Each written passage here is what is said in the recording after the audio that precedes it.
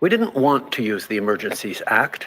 It's never something to turn to without serious consideration.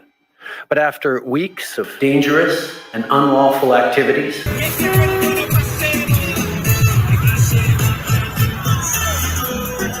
after evidence of increased ideologically motivated violent extremism activity,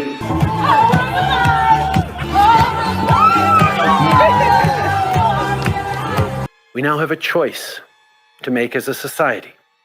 We can choose to keep reliving these scenes that tear at the values that bind us as Canadians.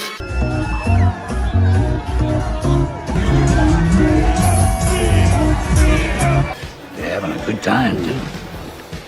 So are we.